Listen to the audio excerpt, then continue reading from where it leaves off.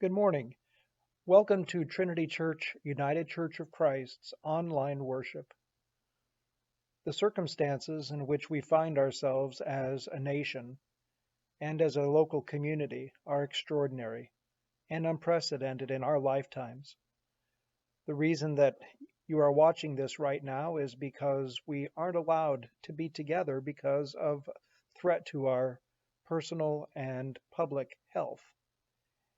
Certainly, we come together in a spirit of prayer and hopefulness, not only for our own well being, but for the well being of all people in all places around this globe.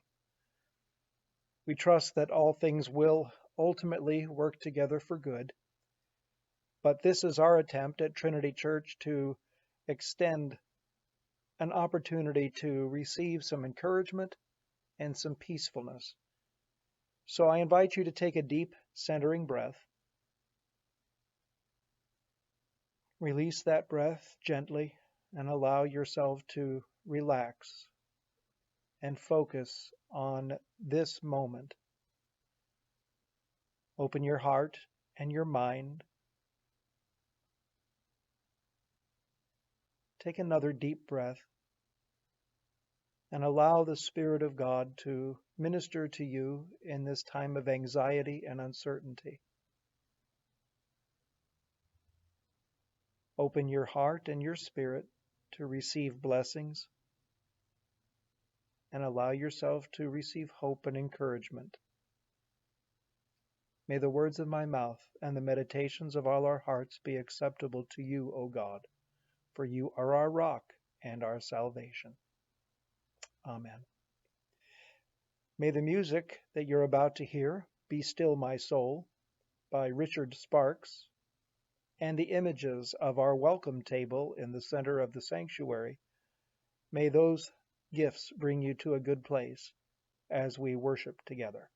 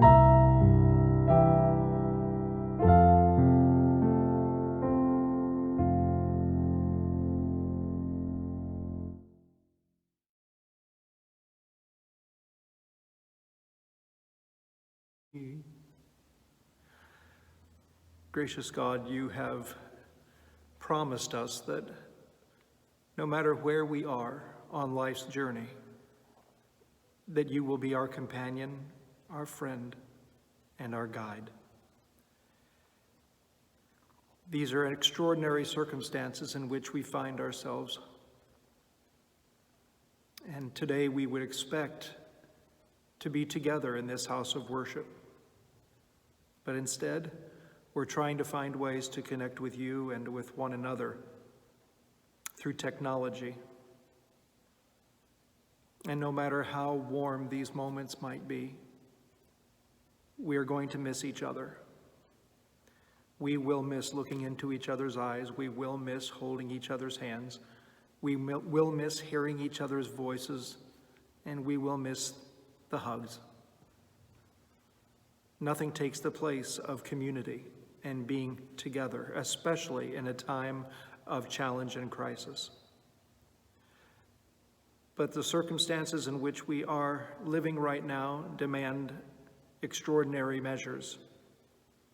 And so we trust that your Spirit is more than capable of providing that extra blessing that keeps us connected spiritually, no matter what distance might separate us.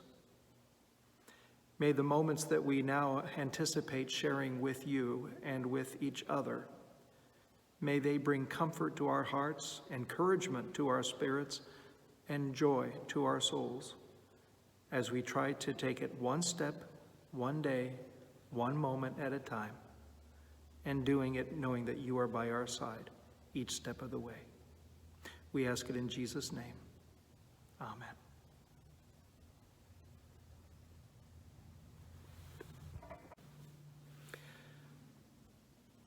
Well, for those of you who have been attending worship here at Trinity for the past couple of weeks, you know that we have been focusing our attention on experiencing holiness, which is experiencing our intimate connection with the divine through our senses. And we've had some fun doing it. We've used snacks and chocolate and all kinds of goodies to get us in touch with the beauty of being able to experience the taste of food and also our appreciation for creation that produces that food. And last week we talked about our vision and how we as God's children not only see things around us, but we have the privilege of being able to identify what is beautiful.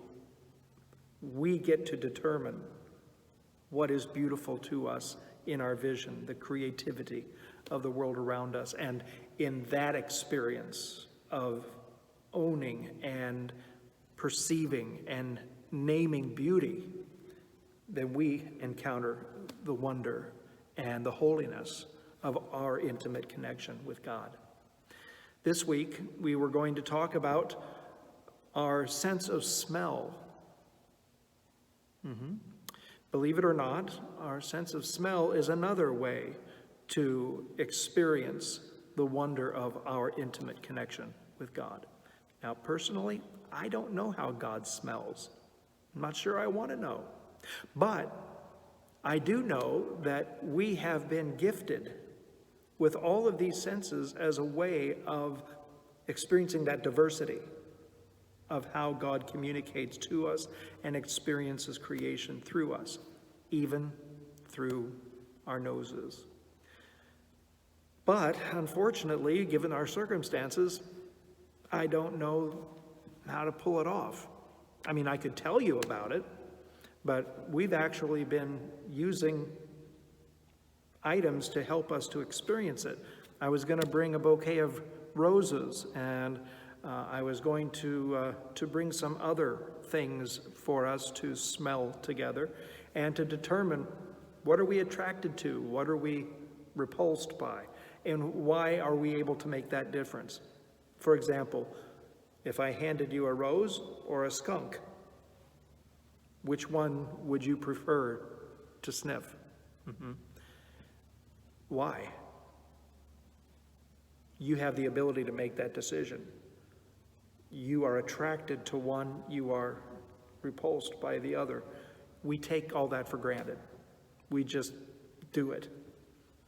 But we aren't aware of what that means and why it matters. Through our noses and through our ability to experience aroma, we are able not only to engage with the world around us, but we're able to interpret it, and we're also able to discover what really is of beauty and what brings pleasure to our experience. I wish that I could offer you that gift this morning, but unless you can find a way to stick your nose against the computer screen and sniff, I don't think you're going to be able to smell anything that I have here today. And that kind of defeats the purpose. And besides, I'm not so sure that that's really what we should be talking about today. Are you tired of hearing about this coronavirus? It's all over the news, no matter what channel you put it on. It's everywhere. People are talking about it at the restaurants. They're talking about it at work. They're talking about it everywhere. Some people think it's crazy. Some people are scared out of their minds. Some people think that making too much of a big deal out of it and we should just go about our business and do our thing and let the chips fall. There are opinions about it everywhere. No one's going to change anyone's opinion. But what we do know is that the circumstances that we are finding ourselves in right now are serious. As I've mentioned to other people, the NCAA doesn't cancel the March Madness men's basketball tournament, which represents billions of dollars of income for no reason. And all of the professional sports teams and the money that that represents to them, you don't cancel sports seasons for nothing. The governor of our state has suggested that we follow health officials' rules or suggestions that we maintain social distance, which basically means don't get too close to other people because you might indeed catch something that they're spreading around. So regardless of whether you agree or disagree, how serious you may or may not think it is, we find ourselves in this situation of having to cope and get through whatever challenges that it's presenting to us. I'm tired of it. I'm sure that you're tired of it. But as a pastor, I feel a sense of responsibility to at least reach out and provide words of comfort and assurance on behalf of the one that I believe is accompanying us through this challenge. And I think it's important to do that because throughout history, God has taken the hit for a lot of suffering and a lot of struggles that people have gone through in similar circumstances. Some people have a belief system that tells them God is somehow responsible for the suffering created by this virus, or that even God is responsible for giving the virus as a punishment for the bad things that we've done, our sinfulness. I'm not one of those people. I don't believe that for a moment. But I do believe that because of the nature of what it means to live in this body and in this world, there are things that we have to be prepared for and things that we have to endure. The question isn't whether we endure, it's how we endure it. So I'm going to ask you to listen to a story that has come back to me over and over again in dealing with this situation. And it's from the book of 1 Kings. It's about Elijah and his experience of running away from Jezebel. I could spend a whole lot of time telling you the story about that, but Reader's Digest condensed version. is that the prophet Elijah didn't endear himself to Queen Jezebel and got himself into hot water and ended up having to go on the lam. And so he was running for his life from Jezebel and her armies, and ran so far and so long that he exhausted himself. And from this 19th chapter of 1 Kings, just listen to the story of how this exhausted Elijah comes to understand and to know the true nature of God. Ahab told Jezebel all that Elijah had done and how he had killed all the prophets with the sword, and that's not a good thing. Then Jezebel sent a messenger to Elijah saying, "So may the gods do to me and more also, if I don't make your life like the life of one of them by this time tomorrow." And then Elijah was afraid. He got up and fled for his life, and he came to Beersheba, which belongs to Judah. He left his servant there. But he himself went a day's journey into the wilderness, interesting image there, into the wilderness, and came and sat down under a solitary broom tree. He asked that he might die. "It's enough now, O Lord. Take away my life, for I am no better than my ancestors," he said. Then he lay down under the broom tree and fell asleep. Suddenly an angel touched him and said to him, "Get up and eat." He looked, and there at his head was a cake baked on hot stones and a jar of water. He ate and drank and lay down again. The angel of the Lord came a second time and touched him and said, "Get up and eat. Otherwise the journey will be too much for you."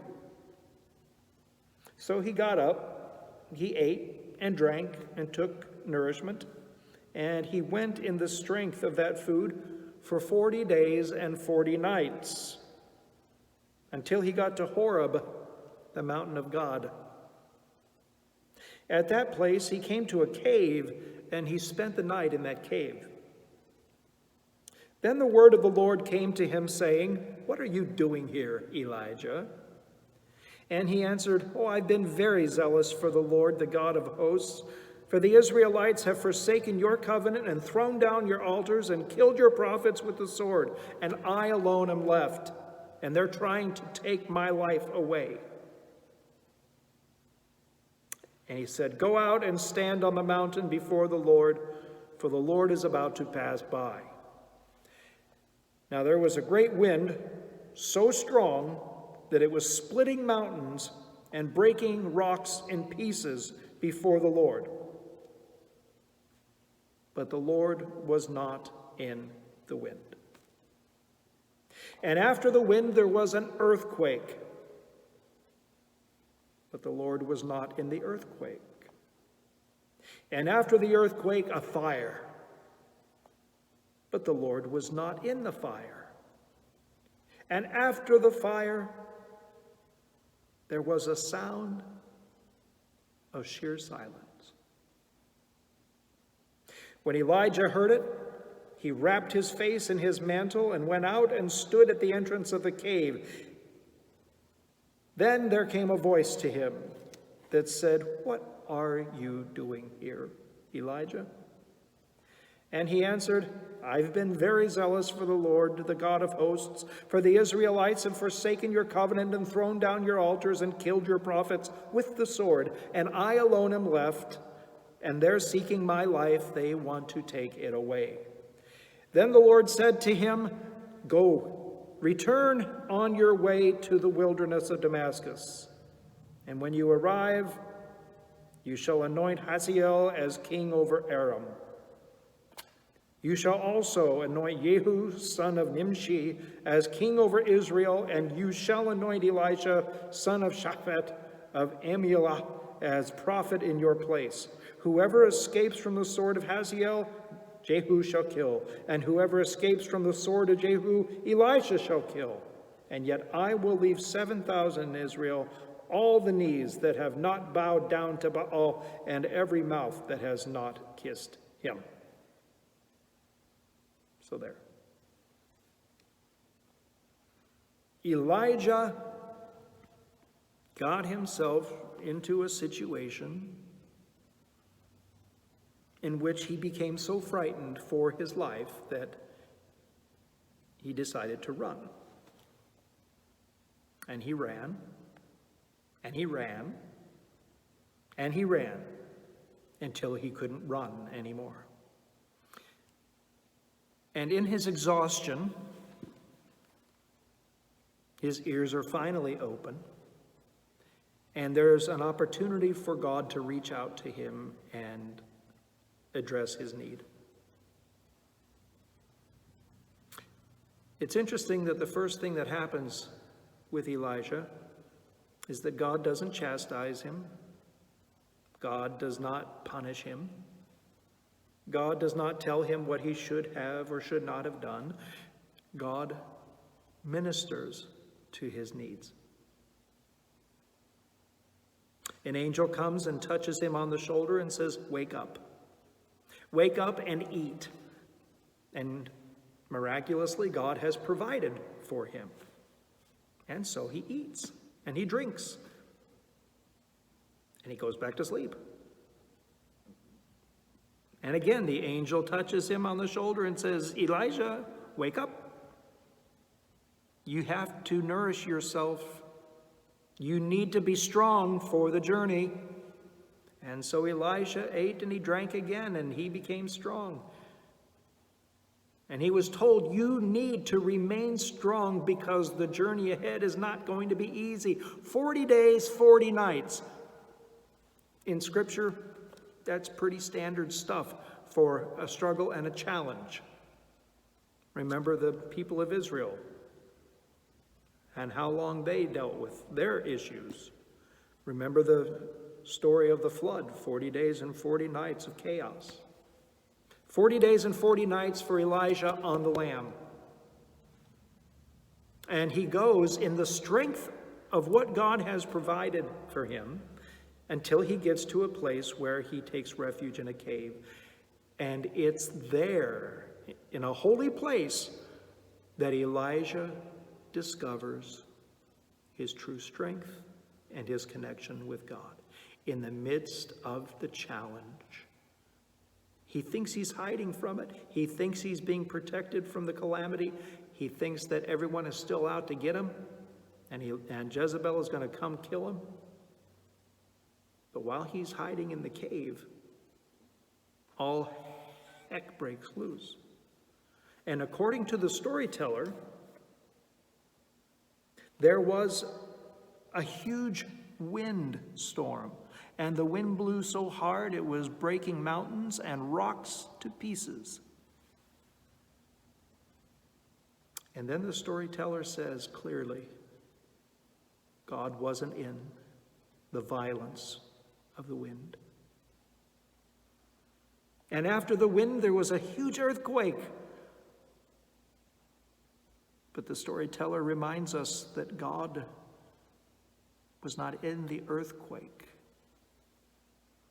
After the earthquake, there was a fire. And again, we're told clearly God isn't in the devastation of the fire.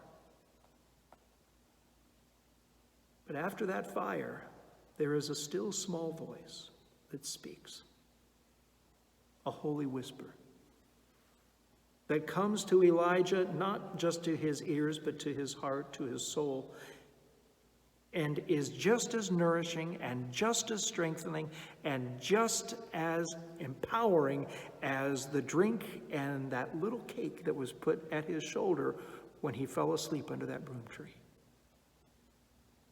A still small voice speaking through the chaos, through the violence, through the uncertainty, and even through his fear. A still small voice that told him, "This is who you are, Elijah, and this is who I am." And the story still is appropriate for us because there are people who would have us believe that God is in the virus. That God is somehow using the virus to teach us a lesson. That the suffering of people who get sick from this is somehow a judgment from God. But I refuse to believe that. God is not in the virus. Any more than God is in the earthquake, any more than God is in the wind, any more than God is in the fire. God comes to us in this crisis, just as God comes to us in every crisis, as a still small voice. And it's really challenging to hear that still small voices when you hear all these other voices telling you all about it. So you had better be ready to hear that still small voice. Because that still small voice is going to give you what you need to get through this. That still small voice is going to remind you of who you are in the midst of the calamity and the chaos. The still small voice is going to tell you, if your soul will listen, that you're not alone, that there are people who are thinking about you and caring for you, especially if you are in the vulnerable population to this virus and you are concerned and worried and scared. That's understandable. But you need a still small voice too. You need to be comforted and reassured. While you may not be able to control everything that happens with this virus, you do have control over the assignment that you give God in regard to it.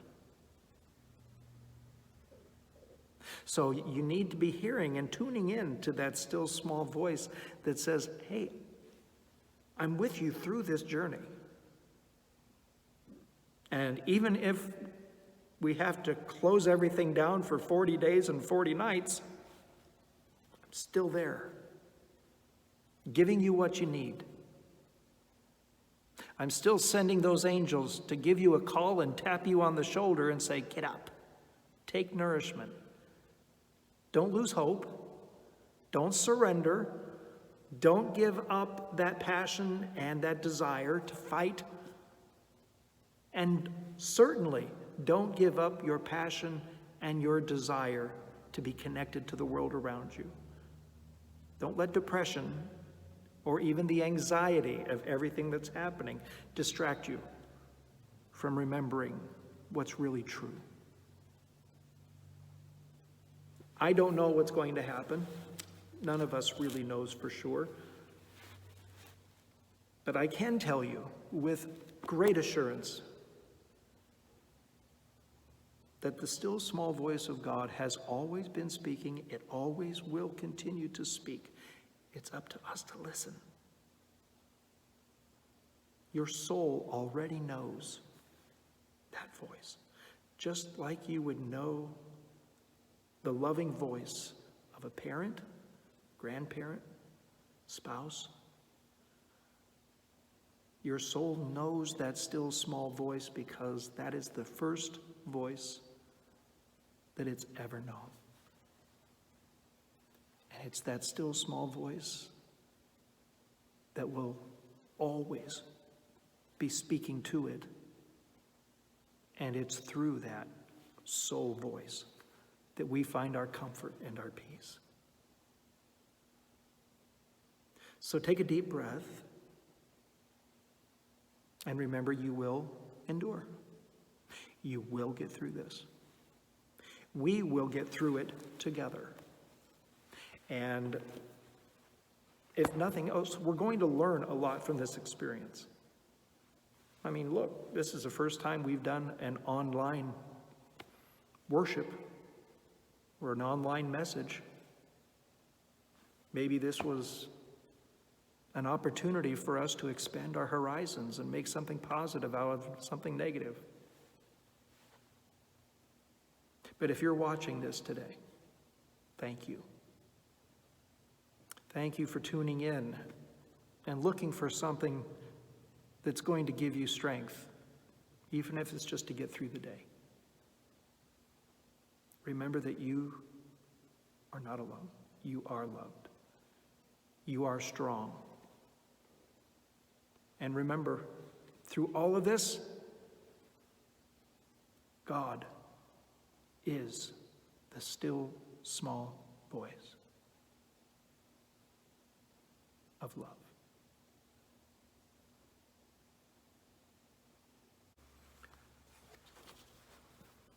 Will you join me in a time of prayer, please?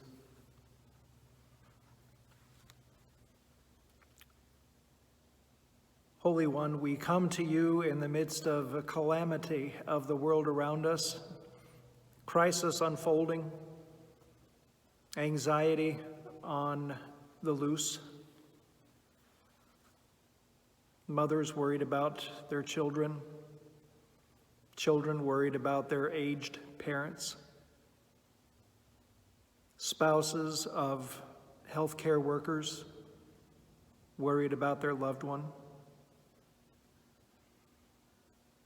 compassionate and loving people just worried about the well-being of their human family. In the midst of all of this, we listen for your still small voice. And we have to confess that even though it sounds good in a story, and maybe even from a preacher, it's very hard to do. When there are so many other voices yelling at us and telling us what to think and how to respond. Voices that have a vested interest in creating fear. Voices that seek to profit off of social chaos. Through all of this, we need to hear your still small voice so that we don't misinterpret our situation for your intention. Open our hearts and our souls to remember that this is not your doing, that you are not in the virus. Your still small voice speaks to us in the gentle hands of the healthcare worker.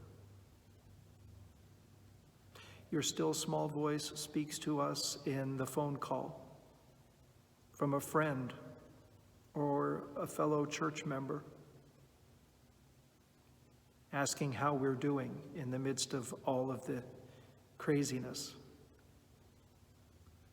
Your still small voice comes to us in the delivery of groceries. Your still small voice comes to us in the loving and caring hands of those who reach out to help the kids who aren't in school, who still need to eat. Your still small voice comes to us from every direction, and it speaks when we need to hear it most. So hear our prayers this morning, O God, as we lift them up for those among us and those in this world who have little access to health care.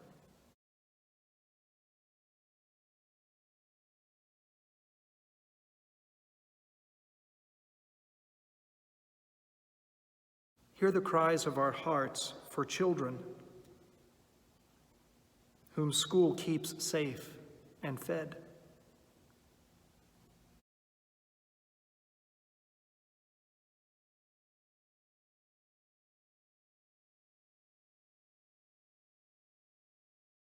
Hear our prayers for those who are anxious and worried.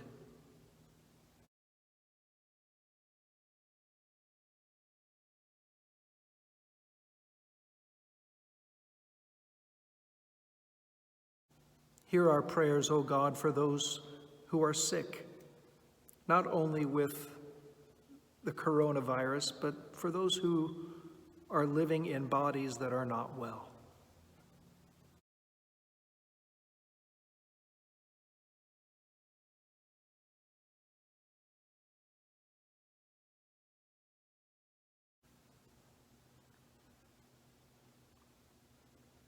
Feel our prayers, O God, for those who care for the sick and the dying, for doctors and nurses and healthcare workers.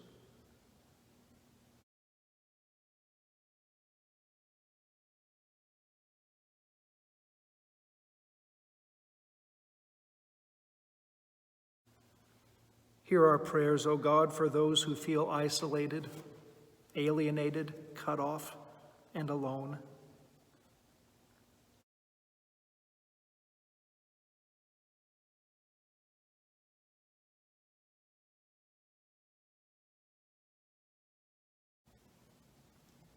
Feel our prayers, O God, on behalf of those who don't have the luxury of being able to take time away from the world around them, from their work. Those who are helping to keep us safe by cleaning, and those who are custodians, janitors.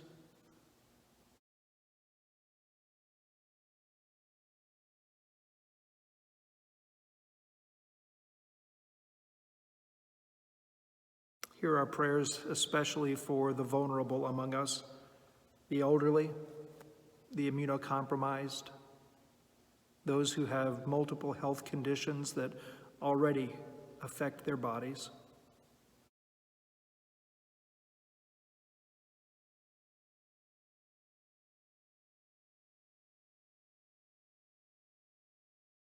And finally, O God, we offer our prayers on behalf of this world that we live in.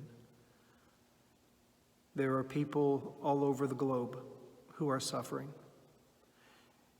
And the irony in all of this is that something so deadly and something so terrible has the opportunity to remind us that we are all one. May your still small voice remind us there have to be better ways to be reminded that we are one. There have to be better ways for us to remember that we belong to each other in this world, and that the suffering of one is the suffering of all. May your still small voice remind us of our need to stand up for justice, especially against those who would seek to profit from the suffering of others, as well as those who for their own selfish need and selfish gain would stand in the way of making sure that all human people receive access to the care and to the testing and to the support that they need. These are difficult times in which we live, and yet the strength and the resilience and the power of love among us will win. It always wins, because love is that still small voice. Hear us, O God, as we join from wherever we are, at whatever time we are, in praying the prayer that Jesus taught. Our Father, who art in heaven, hallowed be thy name. Thy kingdom come, thy will be done on earth as it is in heaven. Give us this day our daily bread, and forgive us our debts as we forgive our debtors. Lead us not into temptation, but deliver us from evil. For thine is the kingdom and the power and the glory forever. Amen. I share this blessing with you and hope and pray that the rest of your day will bring opportunities for peacefulness and opportunities for you to recharge your soul and your spirit, and maybe an angel tapping on your shoulder saying, "Get up, Take spiritual nourishment. Be prepared for the journey. You won't be alone. The world is now too dangerous and too beautiful for anything but love. May your eyes be so blessed you see God in everyone. Your ears, so you hear the cry of the poor. May your hands be so blessed that everything is a sacrament. Your lips, so you speak nothing but the truth with love. May your feet be so blessed you run to those who need you. And may your heart be so opened, so set on fire, that your love changes everything. Shalom, until we meet again.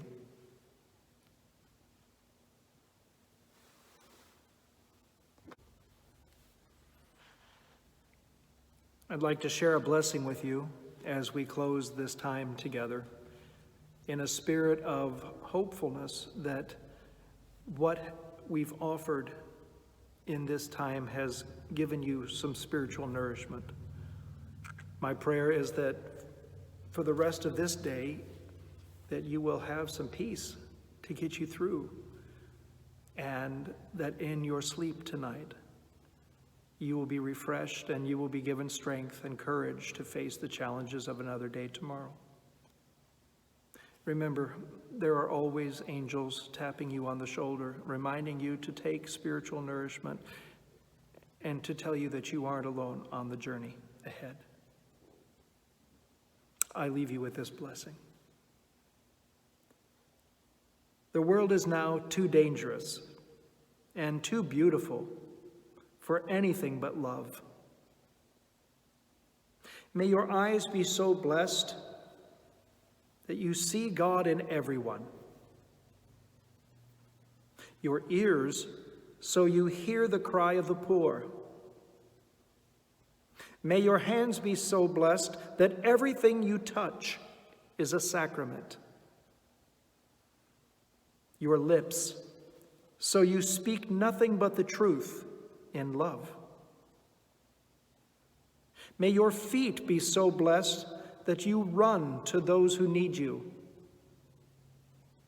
And may your heart be so opened, so set on fire, that your love changes everything. Shalom. Until the Spirit calls us back together again. Thank you for joining.